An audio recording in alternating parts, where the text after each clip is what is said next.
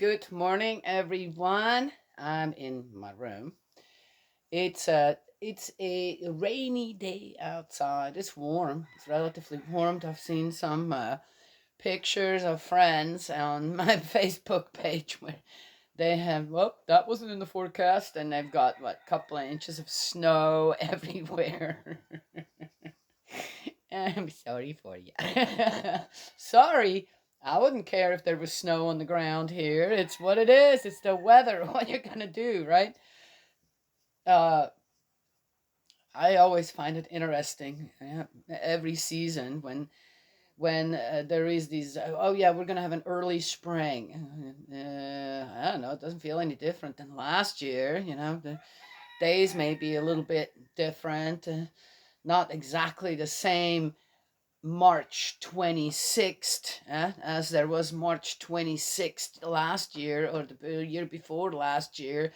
But oh, yeah, I remember that kind of like a day. Okay, do I really? On March 23rd. Okay, just saying. Which brings me to something, and I looked it up. How did astrology come into being? And you get uh, it's from so many hundreds of years before Christ to so many 17th, 18th hundreds in the Western region. It's something that mostly comes from, okay, the Asian part of our world. No, actually not. The Romans and the Greeks. Okay. What did I just say here? What religions were well known at that time around them people? Okay. I know that astronomy became an important part of mankind, again, due to the fact what? We have this intelligence, right? To compute, discover, put things together that are quite difficult. And, and astronomy was one thing that guided people where, if it wasn't cloudy and is at sea, right? Yes. And then, of course, the time had a lot to do with that as well. Yep, day and night. And all right, do people really need that? I don't know. I guess they do. Now you do. So astronomy was a tool to be used for specific things that aided mankind. Yes, on their discoveries, on organizing, okay, time, yes. And then it suddenly became, due to the fact that what entered people's lives, well, very early on, we know that how it happened in the Bible as well, idols, false gods. Then suddenly stars became, oh, look, if we put this and this one and this, I don't know, what were they smoking at that time? I should just wonder. Or what did they have? Plants and certain other things that, if they ferment, or mushrooms, I mean, they've been what? They've been around for ever since God created it all, right? And people use them as, okay, so for what? Yes? And I have no doubt that, hey, look, if I put that star and that star and that looks like a lion. That looks like. All right, you get my drift here? And then suddenly, because of certain, okay, what do I see? Animals. What is it? Yeah, it's also somehow people couldn't make up their mind if those were Pisces or if they were uh, scales. Okay, are you getting me? Okay, then, all right. Where does one want to go with all this? And it became, and to me, interesting part of people's lives because it connects to spirituality, right? Yes? Oh, I didn't say it connects to God and spirit world, did I?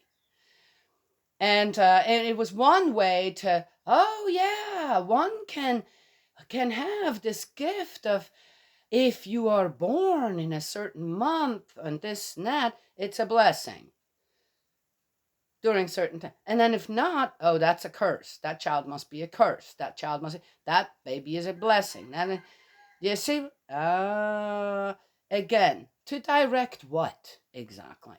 Huh? The desires of people that, well, it's because I'm in this groove of, or the oh, and then the planets later on, the planets were pulled into it as well, and if the one comes closer to this, oh, that's going to affect your life. In what way exactly?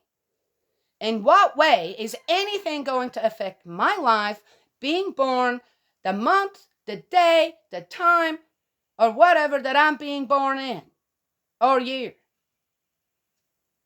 How's that going to actually, really, truly, honestly affecting my life? What will affect my life, yes, is upbringing, the environment I am around.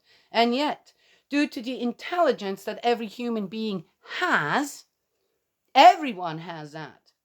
And I've talked about this before on how we look at people that may have a disturbance on the outside, or this or that. Okay, where physically or we think that, oh, there's something not right, or this or that's not true. Their spirit is 100% intact. The challenging part for people like that is on how to communicate with the rest of us ignorant, uneducated people. Okay? Yes? All right. Anyway, so I've seen this in people on how they are influenced by these things where, in my opinion, don't exist, have never existed, are made up for one reason or another, and are destructive. They're never constructive. Huh?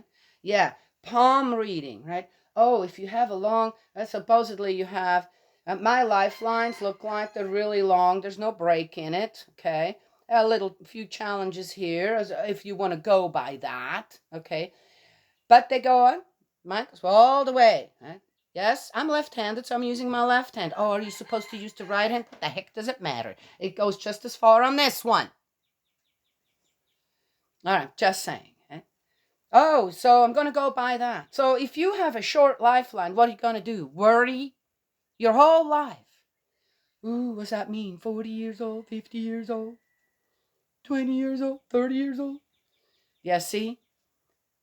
You see how stuff like this, made up idols. Astrology is an idol, a big old idol in people's mind if you go by stuff like that. And what is it doing in your life? Just saying. Yes? Okay. I wanted to start out with that, I guess, because I don't get it. I just don't understand how people can be pulled into these kind of things at this time. Was there a time that I guess, I don't know. Which brings me to something else. So I'm just saying, beware. We had, as I said, I brought up other things before with superstitious stuff, It's like, why are you doing that to yourself? Are you not realizing you're doing this all to yourself? You believe in things that don't exist, are made up, again, probably by people who were high. Just saying. Astronomy, I believe in. I have no problem with that. No, I don't believe in aliens either. I don't believe in aliens because I believe if there were any, they'd have come for me a long time ago. Okay.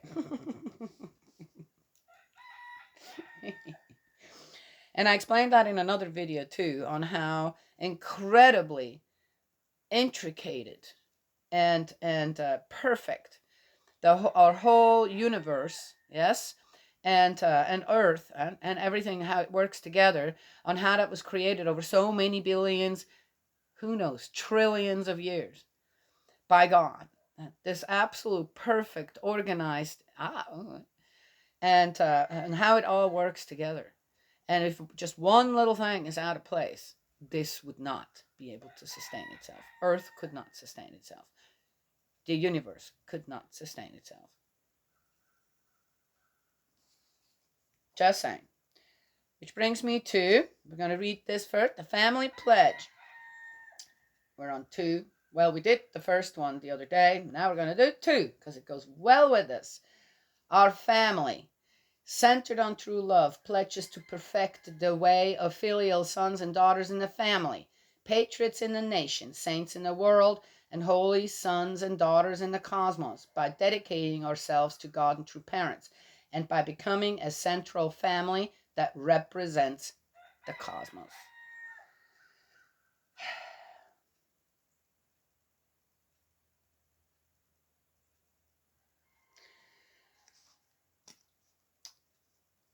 Patriots in the nation. What do I consider a patriot of a nation? As I consider, if you're friends with someone, you don't let them drink and then drive. You don't let them do drugs till you stand at their coffin. And I believe that a nation with full of people, where the people won't let others just cause havoc. And so how do we do that? By saying something. No, we're not doing that. Nobody should be doing that. Yes?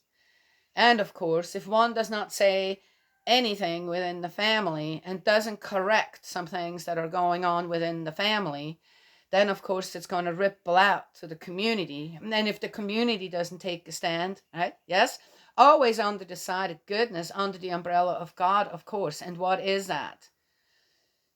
We got the 10 Commandments. Just fall back on that if you have no other clue. Okay? And, right? Then you become a patriot of the nation that you live in. So, what is a patriot of the nation?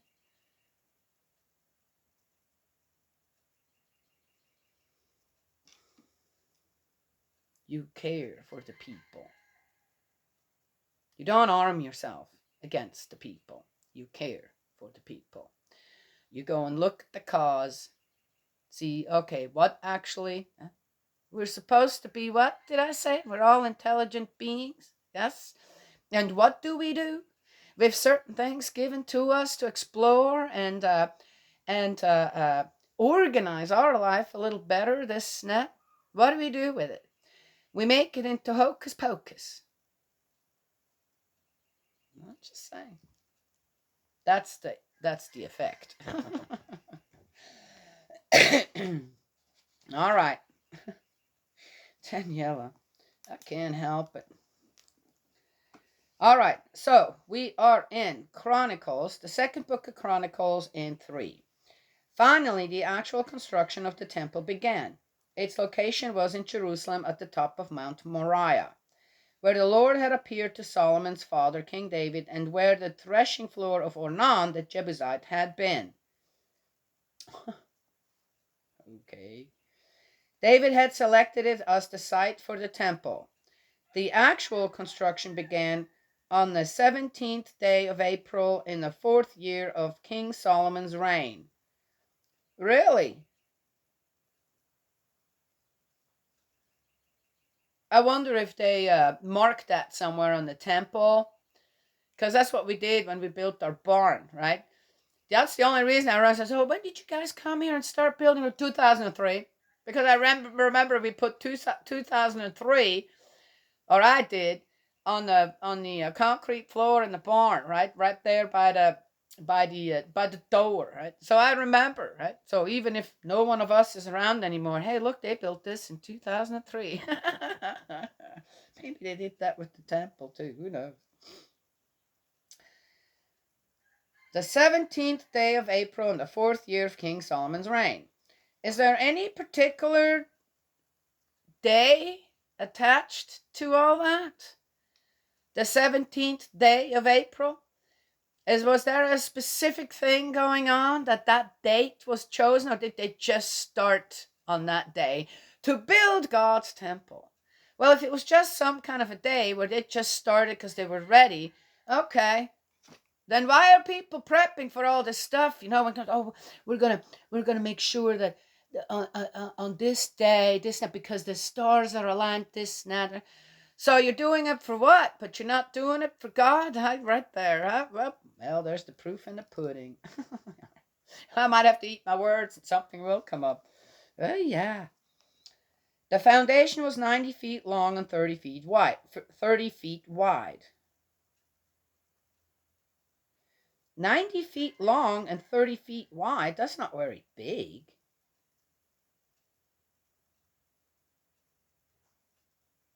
$30, that's 90 feet. Man, that's not even as big as our house. That's nowhere. That's not even half of our house. That's one of our rooms, maybe. Little longer. Huh. A covered porch ran along the entire 30-foot width of the house. We got a longer porch than that. With the inner walls and ceiling overlaid with pure gold. The roof was 180 feet high. That's a relatively small room. Huh. Interesting. I wonder if people notice stuff like that like I do. The main part of the temple was paneled with cypress wood plated with pure gold. Oh, by the way, the sycamore is not the same sycamores as we have here. At that time, it was a fig tree, and oftentimes a fig tree with a mulberry, fig tree and a mulberry kind of mixed up tree. So it's not the same sycamore tree as it is here. Interesting. Well, there you go, right? Yep, I could think, oh yeah, sycamore trees, right? That's a wonder, that's a biblical tree. Yeah, it's a wrong tree, Danielle. That's actually not that tree. They just call it that, but it was a different tree, right? Yes? Okay, I don't know. Was it truly, or because sycamores, right? What is a sycamore? Very valuable tree, actually. The ones we have here. But again, see, if you don't go and inform yourself, I just wanted to know, well, what was the sycamore tree? Right? Why was that so valuable there? Why was that kind of the cypress wood, right there with the sycamore, which a sycamore tree was more like a commoner's tree, fig tree and a mulberry tree mixed up. Or something. I was like, well, that sounds really good. Figs and mulberries? Wow. I'll take that one over the cypress. Okay, just say. Okay. Anyway, so it's good to go and find things out. Oh, why do I do that again? Oh, so how can things be just misunderstood or not completely misunderstood? Then someone will go out and say, hey, by the way, so this is just about a tree, right? So who cares? Well, what about other things that are way more important to know the actual truth about before one then goes and does what? Circulate false truth. Yes? About one thing or another. Okay. That's a small, anyway. Cypress plated with blah, blah, blah, blah. Beautiful jewels were inlaid into the walls to add to the beauty. The gold, by the way, was of the best from Paravaim. Oh, we need to know that. All the walls, beams, doors, and thresholds throughout the temple were plated with gold with angels engraved on the walls.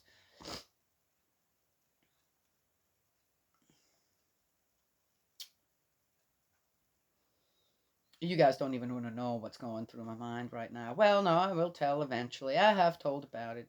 What would God care more about? Yes? Then, okay. All you have to do is just dust that stuff, right? It doesn't care if it's taken care of or not. Within the temple, that's God. Yeah, okay. Within the temple, at one end, was the most sacred room, the Holy of Holies, 30 feet square. This, too, was overlaid with the finest gold, valued at $18 million. 26-ounce gold nails were used. How do you... The upper rooms were also plated with gold. How do you drive a gold nail into something? It can't be pure gold. It can't be 24 karat. I don't think it can be 14 karat gold. I had a carpenter in the house. I'm going to ask him, I said, how would you drive a gold nail into something? Yeah.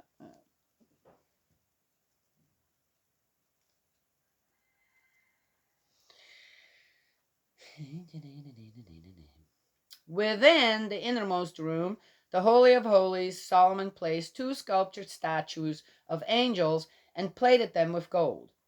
Plated gold. I know what plated gold is. That's just on the outside. They were not made of pure gold. Though I could see that you could make statues, that you could make those out of just about pure gold, right? Yes? But they were not made out of pure gold. They were just plated. Oh. Interesting. Ah.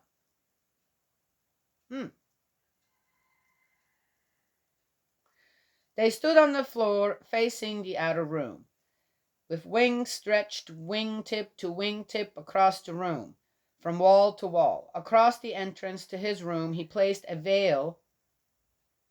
To this room, he placed a veil of blue and crimson fine-spun linen decorated with angels. You're going to have to wait. At the front of the temple were 2 pillars, 52.5 feet high, topped by a 7.5-foot capital flaring out to the roof. 52.5 feet high. That is pretty high.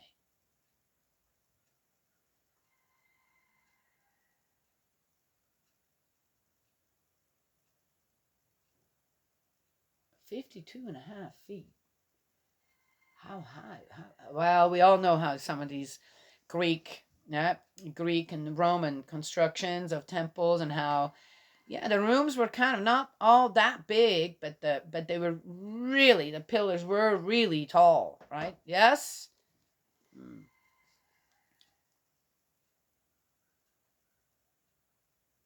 So the angels could fly around in it at night. Okay, all right. I don't know. Okay. He made chains and placed them on top of the pillars, with 100 pomegranates attached to the chains. Then he set up the pillars at the front of the temple, one on the right and the other on the left. And he gave them names: Yachin, the one on the right, and Boaz, the one on the left.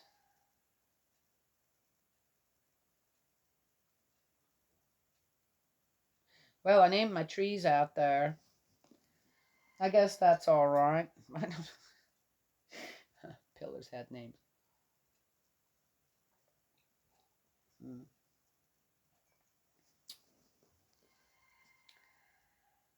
Be interesting. I know. I think those were the actual guards, right? The names of the actual guards. Oh, that's the end of 3. Okay. Here we are. Another one done. Ooh, what did it say to begin with?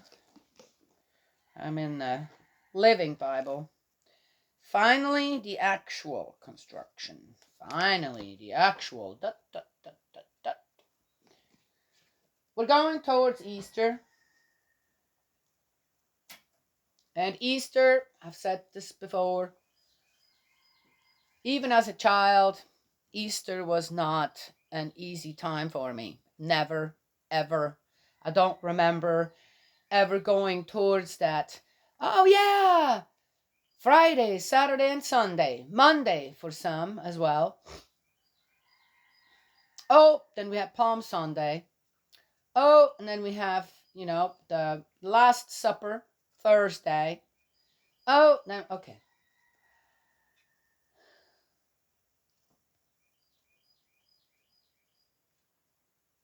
I watched, and at the time when I was growing up as a child, I've said this before as well, our TV was on There was nothing on at all. You had 3 channels, maybe, and programs would start about 4 o'clock after the kids would get home. Okay. And then Saturday and Sunday. I don't remember watching a whole lot of TV during the week or on the weekends. I was always reading. But Easter would come around, and I sat there, I remember, most of the time, all alone in the TV room, which was our living room, sit all alone and watch one movie after another of Jesus's life, one after another. And they, of course, would have several on, right, during that time. And that week, that Easter week, as we called it. And I'd just sit there, and I remember we would get to the part where I loved the beginning of it, on how they would show Jesus's life, and he would preach, and the words that he would give, and I would just be enthralled. I would feel like my heart is just, oh, wow. It was just every time. It didn't matter which one played Jesus, which movie it was, always the same. Okay? And then it would get to that point where I would start pulling my knees up, and I'd just sit there, and I would start crying before they even would. Okay. And I would just cry and cry, and as a child, cry and cry and cry. And even when it would be all over, and oh, he has risen, and then the last part of the movies was always that.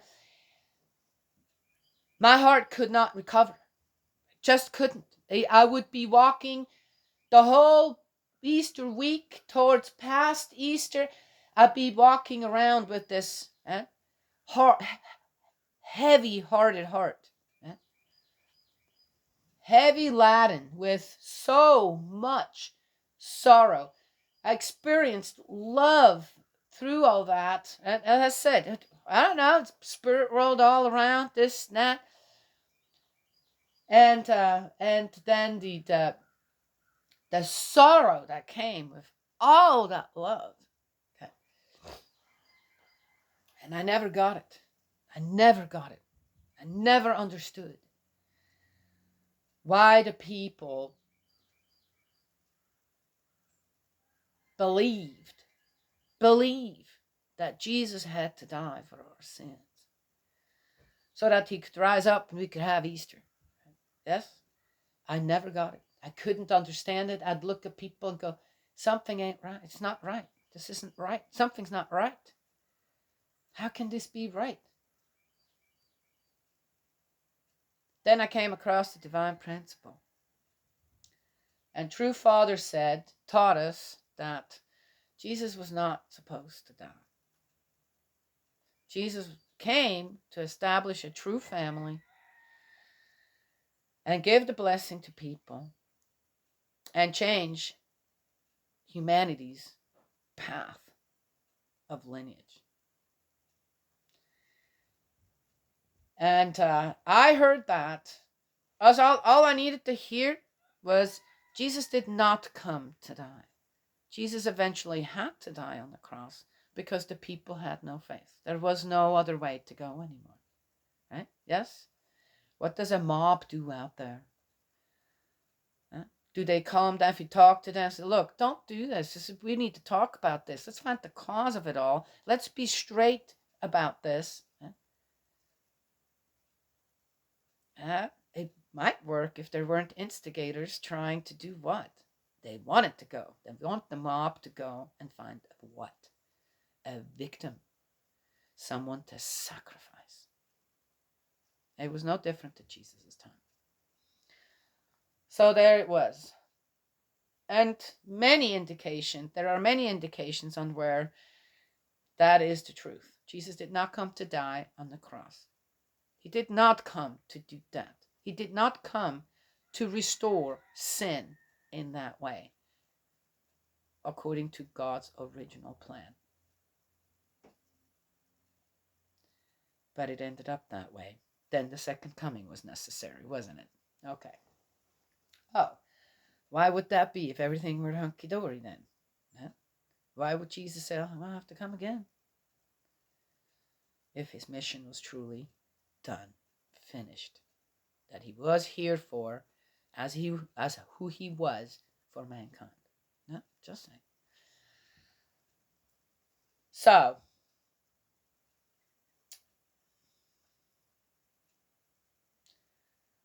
So even though people may believe that Jesus came to take all of our sins through his death, we accrued a great sin on all of our shoulders. Everyone. Don't matter if you're an ancestor or a descendant or live now. And that is the death of Jesus. So, there. Right? I'm just going to share that. People can think about it.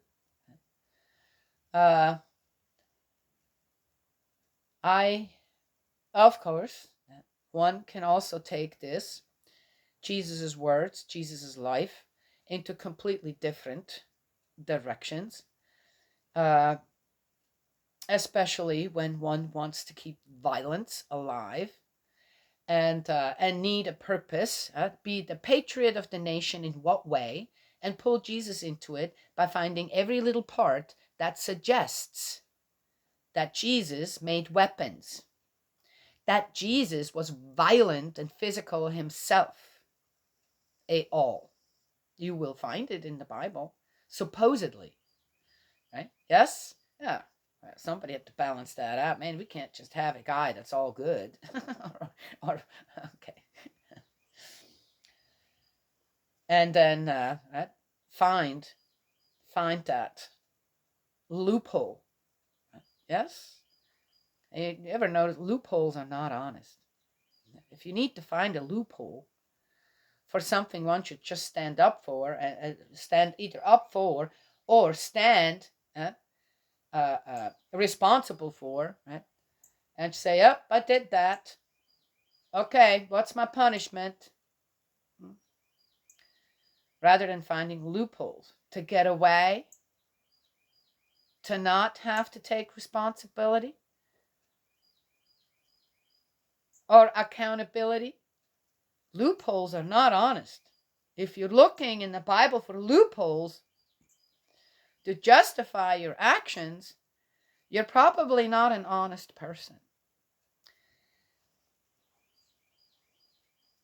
Here is my answer to people who do that, especially when it comes to, well, Jesus would have been good with people owning guns and shooting each other, okay? Especially when you're a good person, you need to shoot an evil person. My question then to people is, then why, with the great mission that Jesus had to do what? Establish God's lineage on earth, finding a wife, yes, and start that first true family. Why did he not arm himself? Why did he not? I bet you with the power and all that he had from God and heaven, he could have built his own army. Why did he not do that?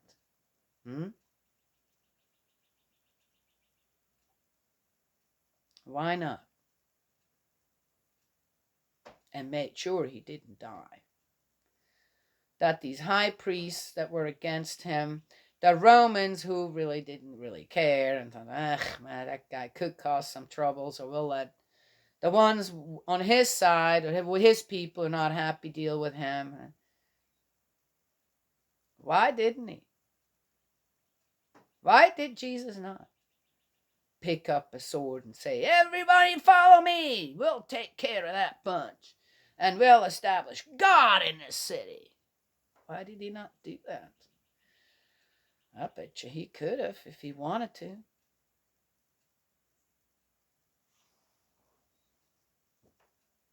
Beware when you use the Bible for your own agenda. Yes.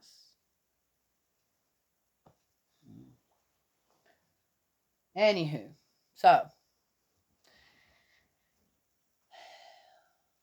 going towards Easter. Oh, yeah. So I mentioned astrology before, right? I'm not influenced by, I don't believe in any of that. This is just all humbug to me. Okay. No hands and feet. There's absolutely nothing there to nothing. I'm not even done explaining that. But the spirit, true spirit energy that we all carry around with us.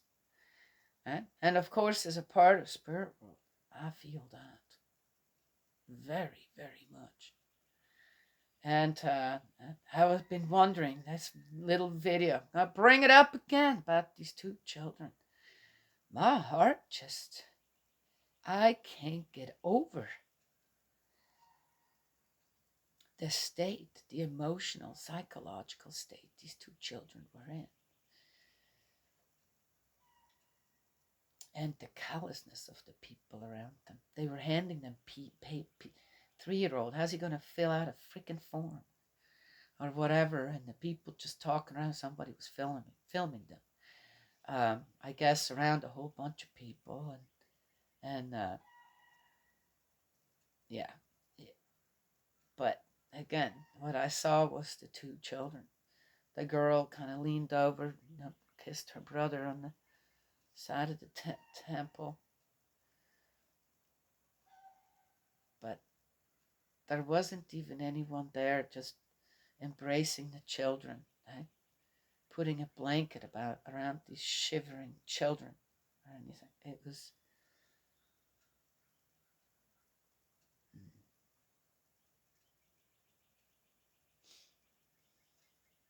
And surely, what's the video going to be used for?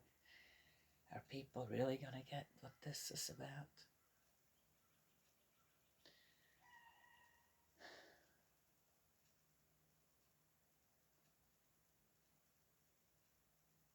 Do people truly understand what Easter is about?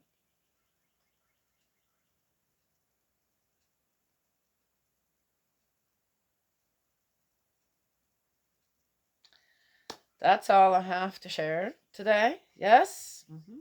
Yes.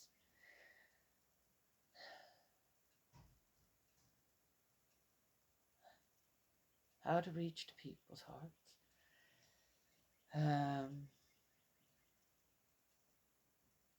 Mm.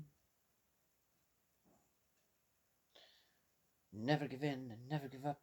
We will survive. Yes, we will survive.